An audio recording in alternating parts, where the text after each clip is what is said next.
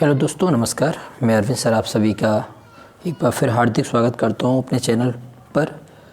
तो आज हम लोग सुपर टेट में जो हमारे इंग्लिश का टॉपिक नंबर 3 है प्रोनाउन का, ठीक है, इसके बारे में डिस्कस करेंगे। और साथ ही साथ जो सेंटेंस एरर होते हैं, ठीक है, आजकल सेंटेंस एरर बहुत पूछा जाता है जिसको हम सिंटेक्स भी कहते हैं। सिंटेक्स में भी हम इन्हीं को पढ़ेंगे कि अशुद्ध वाक्यों को शुद्ध करना। अब हिंदी में तो अशुद्ध वाक्यों को शुद्ध करना बहुत आसान होता है। आपने कहा सीता खाना खाता है तो गलत हो गया, भाई सीता खाना खाती होना चाहिए। आप बड़े आराम से हिंदी में सेंटेंस को आराम से डिफाइन कर लेते हैं, उसे सेंटेंस पहचान लेते हैं, है ना। लेकिन वही बात करें हम इंग्लिश में, तो इंग्लिश में फिर कुछ रूल्स लगते हैं, कुछ ग्रामर का इस्तेमाल होता है। अब ग्रामर भी हमारी कमज़ोर है, रूल्स भी हमें नहीं आते, तो फिर वहाँ पर सही सेंटेंस को पहचानना या गलत सेंटेंस को पहचान कर उसे गलत वाले कॉलम में रखना काफ़ी टफ हो जाता है ना। तो चलिए इन्हीं सब बातों की बात करेंगे हम इसमें। एक तो सेंटेंस एरर अर्थात सिंटेक्स को भी पहचानेंगे कि कैसे सेंटेंस एरर हम पहचानते हैं और कैसे कैसे एरर सेंटेंसों में रखते हैं, वो एरर का आधार क्या है, उनके रूल्स क्या हैं, उनको चर्चा करेंगे। और साथ ही साथ ये देखेंगे कि कौन सा प्रोनाउन किस में है और प्रोनाउन होता है क्या, ठीक है ना। चलिए स्टार्ट करते हैं। जैसे हम लोग प्रोनाउन की बात करें तो प्रोनाउन, आपने कहा कि जो भी नाउन को रिप्रेजेंट करते हैं, जो भी वर्ड नाउन को रिप्रेजेंट करते हैं वो प्रोनाउन होता है, ठीक है। जो भी नाउन की हेल्प के लिए हम लोग वर्ड इस्तेमाल करते हैं वो सारे के सारे प्रोनाउन होते हैं। जैसे आपने कहा मधु इज अ गर्ल, मधु क्या है, एक लड़की है। सी इज लवली, वो बहुत ही लवली है, ठीक है। तो आपने कहा मधु इज अ गर्ल, तो मधु क्या हो गया, नाउन, ठीक है। अब अगली बार आपने मधु को क्या बोल दिया, सी बोल दिया, तो मधु के लिए कौन सा शब्द लगाया, सी लगाया, और सी से बात को कंटिन्यू किया। तो यहाँ पर नाउन की हेल्प करने के लिए आपने एक वर्ड लिया है सी, इसी सी को हम प्रोनाउन के नाम से जानते हैं, ठीक है। आपने कहा Shyam is a good student, Shyam एक अच्छा लड़का है। He is a good athlete too, वो अच्छा एथलीट भी है। तो फिर आपने कहा यहाँ पर श्याम को गुड स्टूडेंट कहा और श्याम को ही आपने मतलब एक अच्छा एथलीट बताया, लेकिन आपने दोबारा से श्याम ना लिखकर श्याम की जगह पर ही लिखा है, ठीक है। तो फिर जब ही लिखा है तो ही जो वर्ड है, ये ही वर्ड क्या है, आपका प्रोनाउन है। क्या है ये, प्रोनाउन। तो याद रखेंगे कि यहाँ पर जो ही है, सी है, इट है, दे है, आई है, वी है, यू है, ये सारे के सारे जो वर्ड्स हैं वो आपके क्या होते हैं, प्रोनाउन होते हैं। क्लियर, इतनी बात समझ में आ गई। जब इतनी बात समझ में आ गई तो फिर अब हम लोग समझ लेते हैं कि हमारे जो टोटली प्रोनाउन है, सामान्यतः 7 टाइप के प्रोनाउन हमें कवर करने हैं। कितने टाइप के, 7 टाइप के। सामान्यतः प्रोनाउन जो है वो हमारे लगभग 7 ही टाइप के होते हैं, जबकि नाउन के टाइप्स कितने होते हैं, 5। अब कभी कभी डायरेक्ट क्वेश्चन आ जाता है कि भाई नाउन के टाइप्स कितने, नाउन 5 टाइप्स के होते हैं, और प्रोनाउन कितने टाइप्स के होते हैं, प्रोनाउन 7 टाइप्स के होते हैं। चलिए इनके बारे में बात करते हैं। तो पहला होता है पर्सनल प्रोनाउन। कौन सा होता है, पर्सनल प्रोनाउन। पर्सनल प्रोनाउन को हम कहते हैं व्यक्तिवाचक संज्ञा, ठीक है। अब पर्सनल प्रोनाउन में आपकी 3 प्रकार के हमारे प्रोनाउन देखने को मिलते हैं, ठीक है। तो 3 प्रकार के देखने को मिलते हैं, तो हम उसको एक को बोल देते हैं फर्स्ट पर्सन। तो फर्स्ट पर्सन में कौन कौन आता है, आई और बी, आई और बी। तो आई और बी हमेशा फर्स्ट पर्सन होगा। यू, योर, यू आ जाए या योर आ जाए तो ये आपके सेकंड पर्सन होते हैं, ठीक है। और उसके अलावा जो कुछ बचे, ही, सी, इट, दे या किसी का नाम, तो वो आपका सब थर्ड पर्सन होता है। क्लियर, क्योंकि ये बातें हमें जब नॉलेज होगी तो हम लोग एरर सेंटेंस में छांटते हुए हमें काफ़ी मदद मिलेगी, ठीक है। तो फिर याद रखेंगे पर्सनल प्रोनाउन, भाई आई, वी जो है वो फर्स्ट पर्सन होता है, यू या योर आपका सेकंड पर्सन होता है, ही, सी, इट या दे ये आपका थर्ड पर्सन होता है, ठीक है। तो अब जैसे सेंटेंस आपका दिया, बोला आई राइट। अब आई राइट में ये कौन सा आई क्या है, तो आपने कहा ये पर्सनल प्रोनाउन है। लेकिन पर्सनल प्रोनाउन का कौन सा फॉर्म है, आपने कहा आई फर्स्ट पर्सन है, ठीक है। बी प्ले, तो बी प्ले में वी क्या है, वी भी फर्स्ट पर्सन है। आपने कहा यू आर फुलिश, तो यू क्या है, यू सेकंड पर्सन है पर्सनल प्रोनाउन का, ठीक है।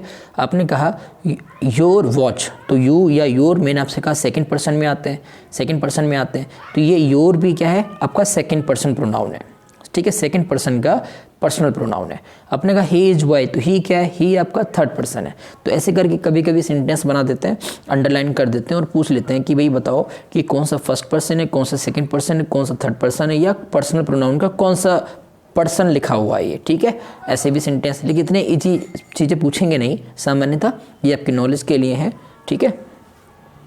आगे बढ़ते हैं भाई हम लोग। सेकंड बात हम लोग पढ़ते हैं रिफ्लेक्सिव प्रोनाउन। किसको? Reflexive pronoun. रिफ्लेक्सिव प्रोनाउन की अगर हम लोग बात करें तो रिफ्लेक्सिव प्रोनाउन का मतलब होता है निजवाचक सर्वनाम। क्या चीज़? निजवाचक सर्वनाम। निजवाचक का मतलब है जैसे छोटा सा बच्चा होता है तो वो हर चीज़ क्या करता है, ये मेरी है, ये मेरी है, ये बाइक मेरी है, ये गाड़ी की चाबी मेरी है। हर चीज़ में क्या करता है वो अपनी अपनी बात बताता है। जहाँ अपनी अपनी बात की जाए, अपनी निजता दिखाई जाए, हर चीज़ पर अपना अधिकार जताया जाए, तो वहाँ पर कौन सा प्रोनाउन? Reflexive pronoun. पहचानने का बहुत अच्छा तरीका है, सब में सेल्फ या सेल्फ लगा होता है। जैसे ourself, himself, yourself, तो ये जितने भी सेल्फ वाले पार्ट हैं वो सब आपके काय में जाएंगे? रिफ्लेक्सिव में। ठीक है, सेल्फ वाले जितने भी पार्ट हैं सेल्फ वाले काय में जाएंगे? निजवाचक में, अर्थात रिफ्लेक्सिव प्रोनाउन में। ठीक है, जैसे आपने कहा we did this work ourself, तो आवर सेल्फ कौन सा प्रोनाउन है? रिफ्लेक्सिव प्रोनाउन है। He completed all sums himself, तो हिमसेल्फ कौन सा प्रोनाउन है? रिफ्लेक्सिव प्रोनाउन है। You should do it yourself, तो योर सेल्फ कौन सा है? रिफ्लेक्सिव प्रोनाउन है। ठीक है, ऐसे हम लोग थर्ड टाइप डिस्कस करते हैं। भाई थर्ड टाइप क्या है?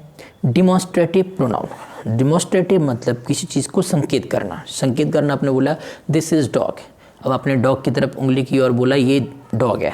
आपने बोला दीज आर बॉयज, फिर आपने बोला उंगली उठाकर कि वे लड़के हैं, तो दीज, दिस, दैट, ये सब क्या है? ये सब संकेत। हम कोई बात बोलते हैं तो संकेत के रूप में इन शब्दों का हम इस्तेमाल करते हैं, है ना, कि ये लड़का है, ये लड़की है, वे लड़का है, वे खाना खाएंगे, ये घर आएंगे। तो ये जो अपने दिस, दीज, दैट का इस्तेमाल करते हैं, ये सब आपके डिमॉन्स्ट्रेटिव प्रोनाउन होते हैं। ठीक है, सेंटेंस आ जाता है this is a school building, तो दिस क्या है? डिमॉन्स्ट्रेटिव प्रोनाउन है। These are gifts from my friends, तो दीज क्या है? डिमॉन्स्ट्रेटिव प्रोनाउन है। That is fort of Nizam, ठीक है, दैट क्या है? आपका डिमॉन्स्ट्रेटिव प्रोनाउन है। ऐसे ही हम लोग फोर्थ टाइप की ओर चलें। फोर्थ टाइप है आपका डिस्ट्रीब्यूटिव प्रोनाउन, अर्थात प्रत्येक बोधक सर्वनाम। अब प्रत्येक बोधक की बात आ गई तो इसमें ईच है, आइदर है, नाइदर है, इन शब्दों को लगाकर हम बोलते हैं। जैसे आपने बोला each of them won a prize, प्रत्येक ने एक गिफ्ट जीत लिया, तो प्रत्येक ने मतलब हर एक की बात कर रहा है, तो हर एक की बात कर रहा है मतलब डिस्ट्रीब्यूट कर रहा है, डिस्ट्रीब्यूटिव प्रोनाउन है। आपने बोला neither of these girls are singer, कोई भी लड़की सिंगर नहीं है। ठीक है, तो आप क्या कर रहे हो? उसकी प्रत्येक बोधक अर्थात डिस्ट्रीब्यूट करके बता रहे हो कि कोई है या कोई नहीं है। आइदर बोल दिया तो ईच है, नाइदर है, आइदर है, ऐसे कहीं वर्ड्स देखा करो तो समझ जाया करो ये प्रोनाउन है, लेकिन कौन सा प्रोनाउन है? डिस्ट्रीब्यूटिव। ठीक है, क्लियर। ऐसे हम लोग अब बात चलते हैं इसके टाइप नंबर 5 की तरफ। टाइप नंबर 5 कौन सा है आपका? टाइप नंबर जो 5 है वो है आपका रिलेटिव प्रोनाउन। ठीक है, तो रिलेटिव प्रोनाउन में क्या है? इसको हम बोलते हैं संबंधवाचक सर्वनाम। संबंध मतलब रिलेट करना मतलब रिलेशन बनाना। अब रिलेशन किसके बीच बनाएगा? दो सेंटेंसों के बीच। अब दो सेंटेंसों के बीच रिलेशन बनाने के लिए हम बीच में जो भी वर्ड रख देंगे, दोनों सेंटेंसों को जोड़ने के लिए जो भी वर्ड रख देंगे तो वो रिलेशन जोड़ रहा है दो चीज़ों के बीच में। ठीक है, कनेक्टर है, एक रिलेशन जोड़ने वाला है, तो उसको हम बोलेंगे रिलेटिव प्रोनाउन। जैसे आपने बोला दिस इज़ द बॉय, ये क्या है? बॉय है। अब आपने बोल दिया that I told you of, तो आपने दिस इज़ द बॉय और आई टोल्ड यू ऑफ, ये दो सेंटेंसों को एक वर्ड से जोड़ा है दैट से, तो दैट क्या है? आपका रिलेटिव प्रोनाउन। आपने बोला आई मीन व्हाट आई से, तो आई मीन एक सेंटेंस है, आई से एक सेंटेंस है, ये दो सेंटेंसों को आपने वर्ड से जोड़ा, तो वर्ड क्या है? Relative pronoun. This is the school in which I read, तो this is the school, okay, I read, ये दो सेंटेंसों को विच से जोड़ रहे हैं, तो विच क्या है? Relative pronoun. The man is dead who met us yesterday, तो हु इन इसको सेंटेंस को जोड़ रहा है, तो हु क्या है? Relative pronoun.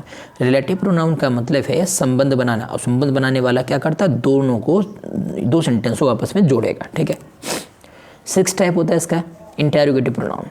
इंटेरोगेटिव प्रोनाउन में भाई मतलब प्रश्नवाचक सर्वनाम कहते हैं, तो जैसे इसमें जो भी है व्हाट, कब, क्यों, कैसे, अर्थात क्वेश्चन मार्क वाला या क्वेश्चन वर्ड दिए होते हैं। ठीक है, what is the matter, matter क्या है? व्हाट इज़ योर नेम, नाम की तुम्हारा नाम क्या है?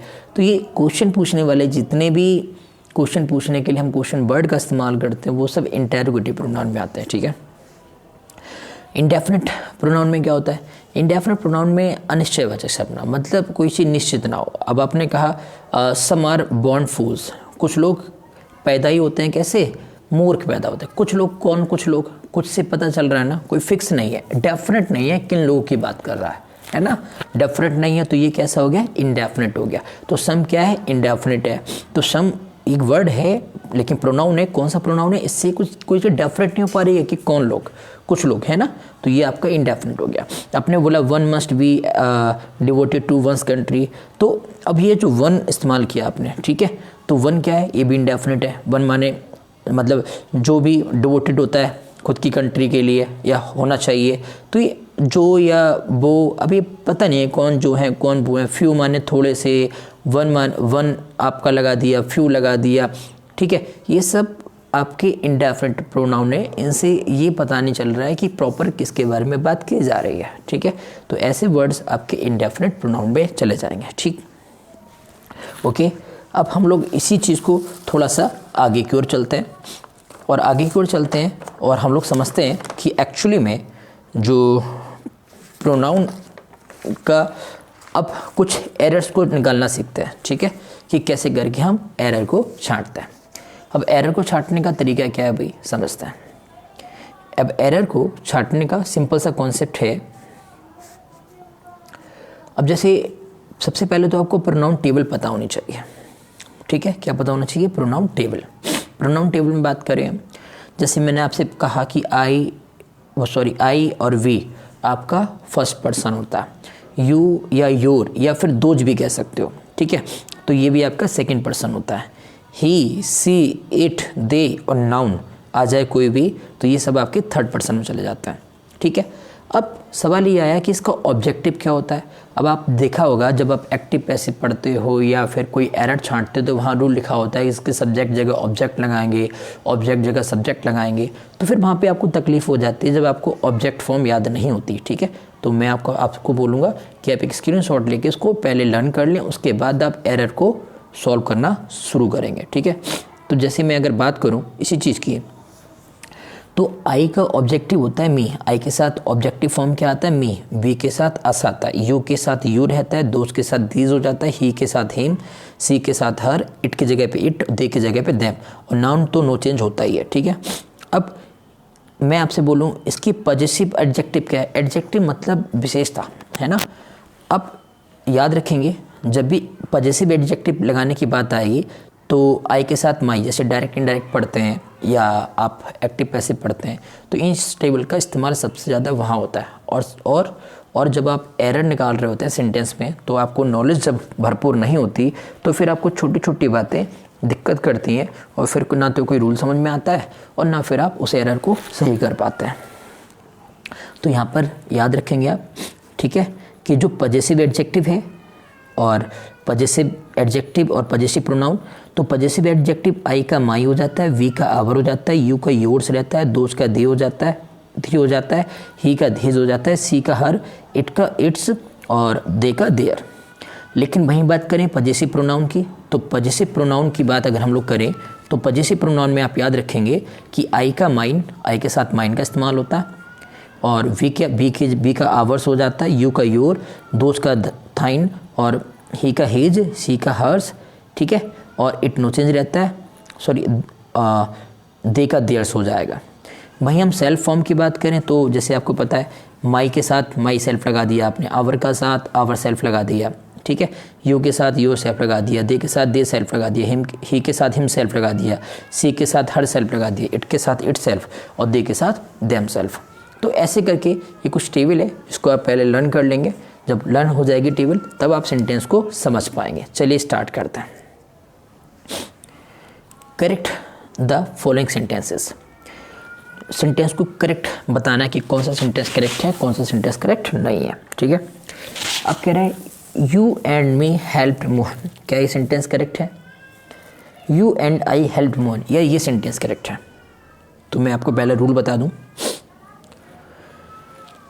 मेन वर्ब से पहले हमेशा सब्जेक्टिव फॉर्म यूज होती है, ठीक है। मेन वर्ब से पहले हमेशा सब्जेक्टिव फॉर्म यूज होती है, ना कि ऑब्जेक्टिव। अब आपने कहा यू एंड मी, अब यू एंड मी और ये हमारी क्या है, मेन वर्ब, ये क्या है हमारी मेन वर्ब, और मेन वर्ब से पहले हमेशा सब्जेक्ट आता है ना कि ऑब्जेक्ट, याद रखेंगे आप। मेन वर्ब से पहले हमेशा सब्जेक्टिव फॉर्म आती है, ना कि ऑब्जेक्टिव फॉर्म। इसी वजह से you and me help Mohan लिखा है, ये सेंटेंस कैसा हो जाएगा, गलत हो जाएगा। ठीक है, कैसा हो जाएगा, गलत हो जाएगा। ये सेंटेंस आपका कैसा है, गलत है। ठीक है, अब इसका सही फॉर्म क्या बनेगा, सही फॉर्म बनेगा मी की जगह क्या आ जाएगा, आई, क्योंकि मैंने आपसे कहा मेन वर्ब से पहले कभी भी ऑब्जेक्टिव फॉर्म नहीं आती है, क्या आती है, सब्जेक्टिव फॉर्म आती है। तो ये सेंटेंस सही होकर हो जाएगा you and I helped Mohan.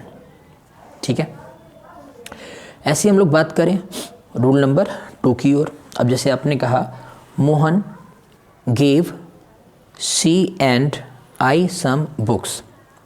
अब ये सेंटेंस सही है या फिर Mohan gave her and me some books, यही सेंटेंस सही है।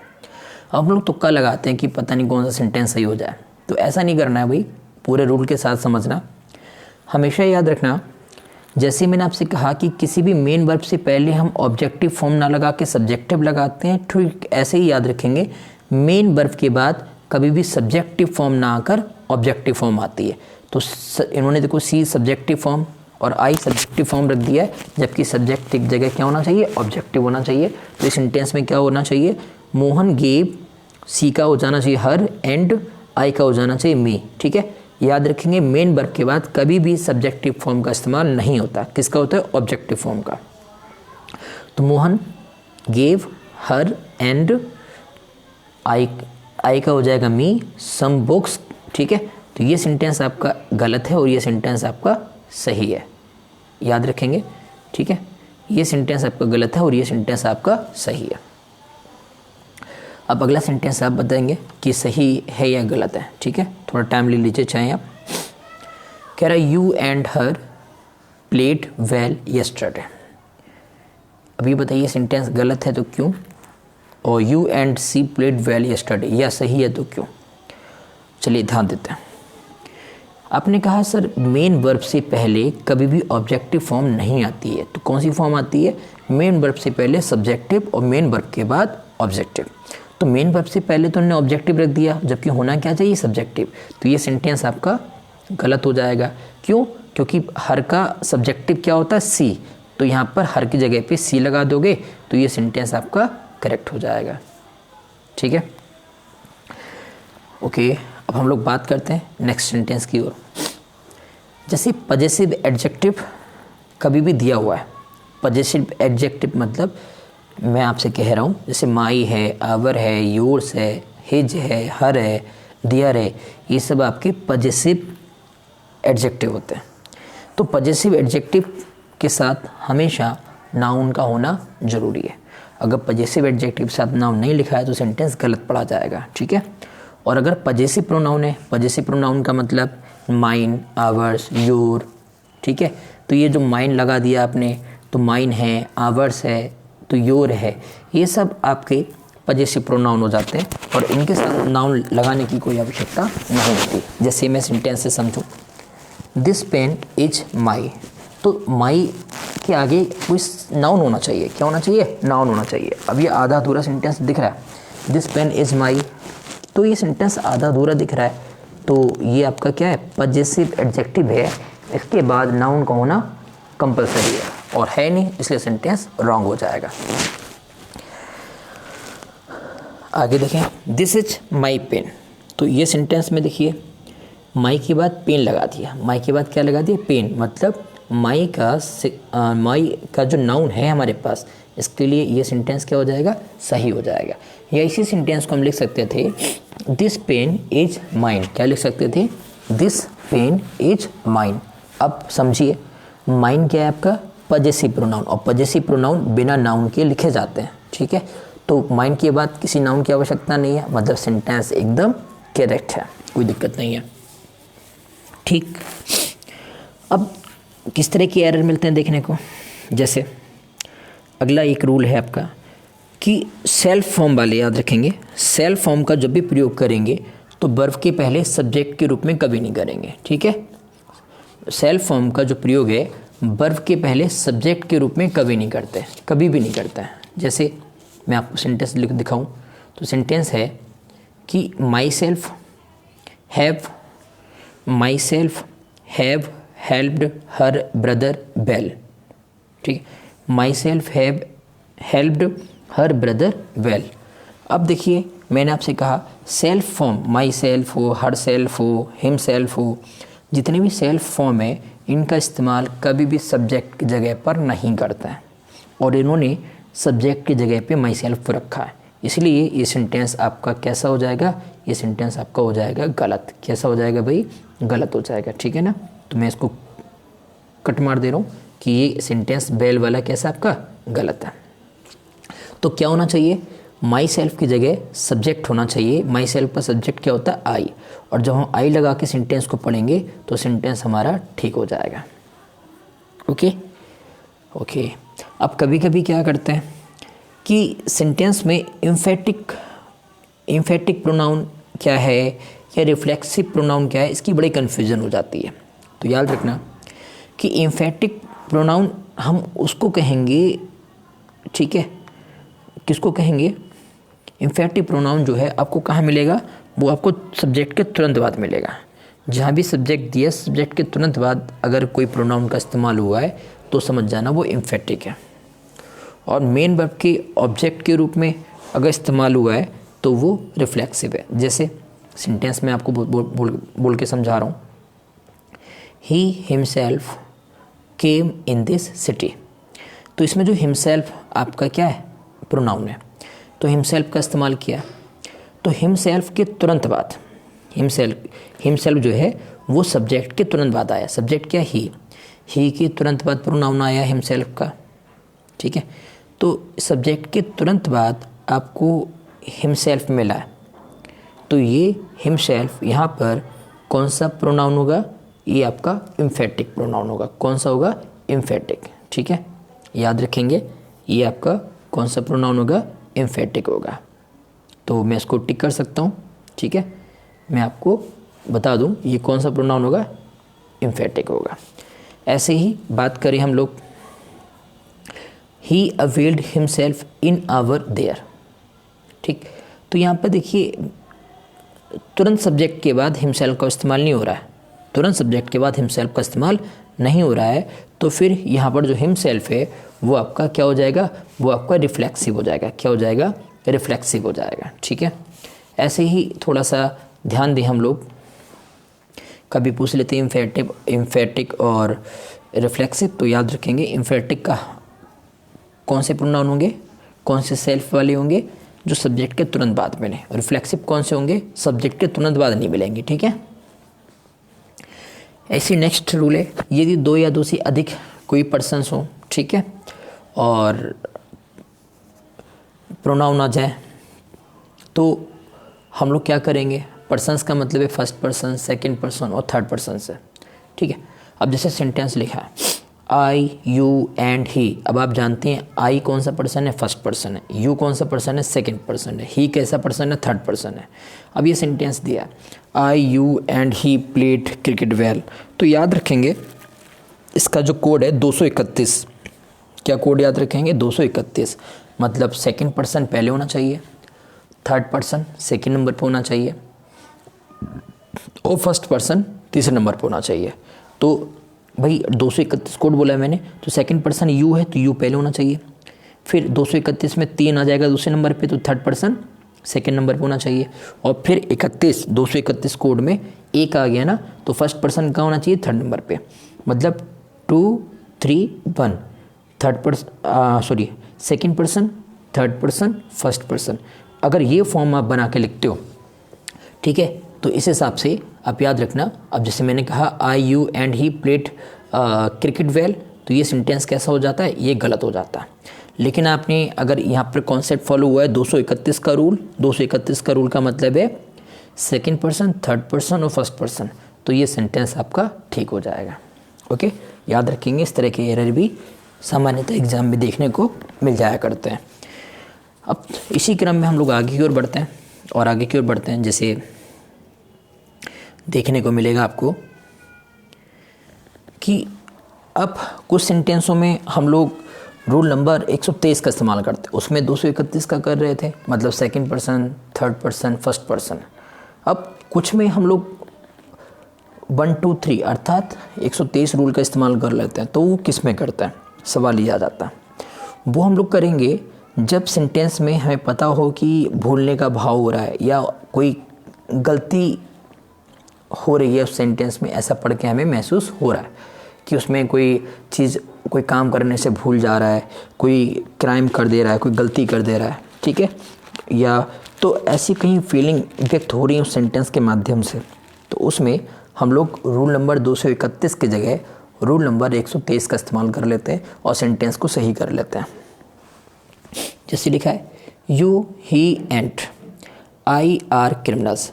अब क्रिमिनल्स क्या है, क्रिमिनल्स एक गलती है, क्राइम है, तो क्रिमिनल्स वाले सेंटेंस में हम लोग याद रखेंगे कि ठीक किया, 123 रूल याद इस्तेमाल किया है, तो अब देखिए यू आपका कौन सा होता है, यू सेकंड पर्सन होता है, यहाँ पर 131 का रूल 123 का रूल इस्तेमाल नहीं हुआ, सॉरी 123, यहाँ पे 123 का मतलब है पहले नंबर पे क्या आना चाहिए, फर्स्ट पर्सन, दूसरे पे सेकंड पर्सन, तीसरे पे थर्ड पर्सन, जबकि उन्होंने करा क्या है, पहले सेकंड पर्सन रखा है, फिर थर्ड पर्सन रखा है, फिर फर्स्ट पर्सन रखा है, तो ये सेंटेंस गलत हो जाएगा क्योंकि इसमें क्रिमिनल्स अर्थात क्राइम होने का एक गलती एक महसूस हो रही है, ठीक है। I, you and he are criminals, ये सेंटेंस सही है क्योंकि फर्स्ट पर्सन, सेकंड पर्सन और थर्ड पर्सन का इस्तेमाल किया गया इसमें, ठीक है। ऐसे ही हम लोग आगे देखें, you, he and I have forgetting our book, इसमें किताबों को भूलने की बात की गई है। किसको भूलने की बात की गई है, किताबों को भूलने की बात की गई है, तो फिर यहाँ पर क्या होगा, यहाँ पर आप देखेंगे यू कैसा पर्सन है, यू सेकंड पर्सन है, जबकि मैंने आपसे बोला जब भूलने की बात हो तो सीक्वेंस याद रखेंगे 1 2 3 मतलब 123 का, तो ये सेंटेंस आपका गलत हो जाएगा। ये सेंटेंस सही है क्या, first person, second person, third person, ये सेंटेंस सही है, ठीक है। ऐसी नेक्स्ट सेंटेंस देखें आप, नेक्स्ट सेंटेंस है you, she and I have committed mistake. अगले सेंटेंस में आपको पढ़कर सेंटेंस पता चल रहा होगा कि किसकी बात की गई है, कमिटेड मिस्टेक, गलती स्वीकार की गई है, ठीक है। तो यहाँ पर भाई मैंने आपसे कहा ऐसे सेंटेंस में आप रूल लगाते हैं 1 2 3, you, she and I have committed, ये गलत लिखा है क्योंकि इसमें सबसे पहले उन्होंने सेकंड पर्सन, फिर थर्ड पर्सन और फिर फर्स्ट पर्सन का इस्तेमाल किया है, जबकि क्या होना चाहिए, पहले फर्स्ट पर्सन का, फिर सेकंड पर्सन का, फिर थर्ड पर्सन का। इसी वजह से ये सेंटेंस आपका गलत हो जाएगा और ये सेंटेंस आपका सही हो जाएगा, ठीक है। ये सेंटेंस आपका गलत हुई है, सही। चलिए भाई आज के लिए इतना ही काफ़ी है, बाकी हम लोग जो सेंटेंस एरर है वो पढ़ते हैं पार्ट 2 में, ठीक है। धन्यवाद।